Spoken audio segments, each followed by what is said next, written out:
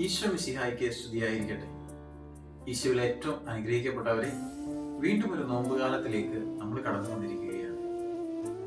മറ്റുള്ളവരുടെ തെറ്റുകൾ നിങ്ങൾ ക്ഷമിക്കുമെങ്കിൽ സ്വർഗസ്ഥനായ നിങ്ങളുടെ പിതാവ് നിങ്ങളോടും ക്ഷമിക്കും. വിശുദ്ധ മത്തായി ശ്ലീഹ എഴുതിയ സുവിശേഷം 6-ാം അധ്യായം 14-ാം വാക്യത്തിലൂടെയാണ് ഈശോ ഇപ്രകാരം അരുളി ചെയ്യുന്നത്. ഒരാളെ വേദനിപ്പിക്കാനായിട്ട് നമ്മുടെ വാക്കുകൾ കൊണ്ട് വളരെ എളുപ്പമാണ്, എന്നാൽ ഒരാളെ സന്തോഷിപ്പിക്കാനായിട്ട് വളരെ പ്രയാസം. പ്രിയ സുഹൃത്തെ, ഒന്ന് ചിന്തിച്ചു നോക്കി, എൻ്റെ ജീവിതം കൊണ്ട്, എൻ്റെ പ്രവൃത്തികൾ കൊണ്ട് എത്ര പേരെ ഞാൻ പരിഹസിച്ചിട്ടുണ്ട്, എത്ര പേരെ വേദനിപ്പിച്ചിട്ടുണ്ട്.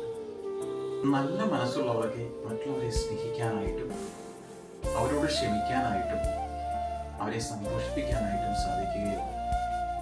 ഈ നോമ്പുകാലത്ത് നല്ല മനസ്സിന്റെ ഉടമകളായി തീരാനായിട്ട് നമുക്ക് ഈശോയെ